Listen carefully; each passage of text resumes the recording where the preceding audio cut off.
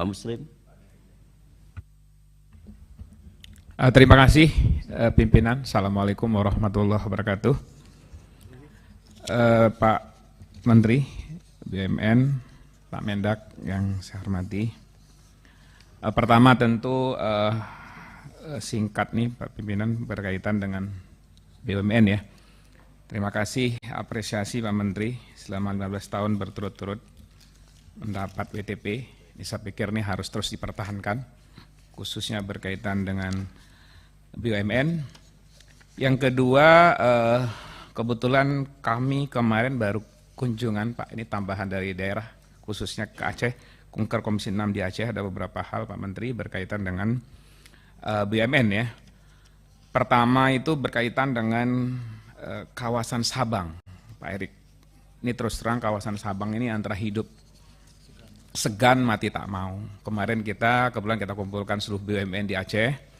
Tentu dalam hal ini termasuk juga dengan Pak Gubernur Aceh, Pak Menteri, ada harapan yang luar biasa dari pemerintah Aceh, khususnya teman-teman Komisi 6 dipimpin Pak Bimo dan kawan-kawan kemarin. Kita harapkan Sabang itu ada akselerasi, ada dukungan untuk pertama BUMN, saya yakin, khususnya di sektor perhotelan. Saya yakin ketika BUMN ini masuk di sana, ini menjadi solusi sehingga pengembangan Sabang ini bisa berjalan. Ini mumpung Wamen hadir di sini. Kemarin kalau nggak salah Pak PJ Gubernur sudah ketemu BUMN 2 kalau nggak salah di BUMN ya. Ini kita harapkan Pak Menteri menjadi role model untuk pengembangan kawasan Sabang.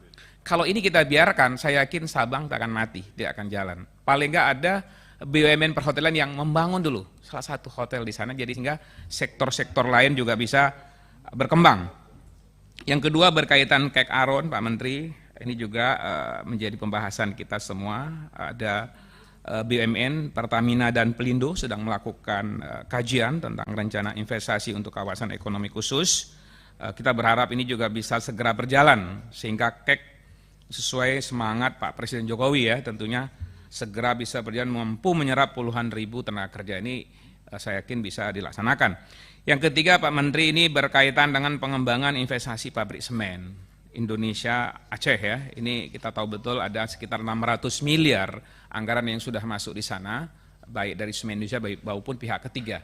Jadi tentu waktu itu kami rapat di Aceh dengan seluruh BUMN, ini kesepakatannya akan dilanjutkan, akan mencari pihak ketiga untuk supaya tentu ini harapan masyarakat, karena kita lihat deposit untuk cukup 250 tahun itu Pak Menteri. Artinya setelah kita kondisi ini mudah-mudahan ini bisa menjadi masukan khususnya untuk pasar ekspor.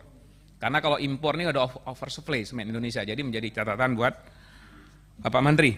Khusus Kemendak terakhir Pak Ketua, ini Kemendak secara umum cukup bagus WTP kecuali 2021 saya lihat ini masih ada perbaikan, mudah-mudahan bisa segera ditindaklanjuti Pak Menteri. Khusus Kementerian Perdagangan, terus terang Pak Zul, biar Pak Zul selamat dulu, belum lama menjadi Kementerian Perdagangan. Ini ada persoalan berkaitan dengan, ini korbannya banyak sekali. Dan ini saya sudah bicara juga dengan Kepala Bapepti, ini terus terang berkaitan dengan robot trading nih Pak. Ini bukan sedikit, puluhan triliun uang masyarakat yang hari ini mereka tidak bisa berbuat apa-apa. Bahkan termasuk di Aceh itu triliunan Pak, berkaitan dengan robot trading ini ya. Ini tentu dalam hal ini kita harapkan ya tentu khusus Bapepti ya. Bapepti saya lihat juga tidak bisa berbuat banyak di sini. Kenapa? Karena regulasi belum ada. Tentu ada saran saya nih Pak Menteri. Ini perlu ada satu RUU ekonomi digital. Kenapa saya katakan demikian? Saat ini ekonomi Indonesia itu sudah mengarah menggunakan teknologi yang semakin pesat perkembangannya dengan hadirnya blockchain ya, yang melahirkan komoditi seperti kripto dan juga NFT, serta fenomena terakhir yaitu adanya di masyarakat dikenal dengan robot trading. Ini tentu dibutuhkan satu pengaturan undang-undang. Saya yakin kalau ini tidak dilakukan, saya yakin Pak Menteri, ini yang korban terus-terus pada konsumen. Kita tahu betul hari ini konsumen. Kemudian Bapepti kita berharap lagi, ini tidak pernah ada sosialisasi Pak di daerah-daerah, Pak Menteri. Kita harapkan jadi semua kejadian di masyarakat mengalir begitu aja, korban berjatuhan terus. Kita harapkan juga Bapepti diberikan juga anggaran berkaitan sosialisasi. Jadi sehingga masyarakat ini tidak jadi korban, apalagi ketika pandemi kemarin. Pandemi kemarin orang kan susah, nggak ada ekonomi, nggak jalan, akhirnya orang masuklah ke ranah trading ini.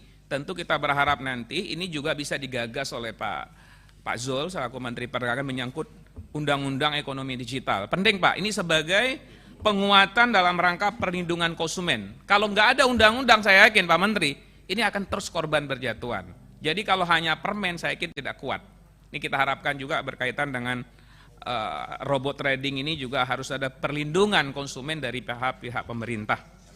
Saya pikir itu beberapa hal. Pak Ketua, terima kasih. Assalamualaikum warahmatullahi wabarakatuh. Waalaikumsalam.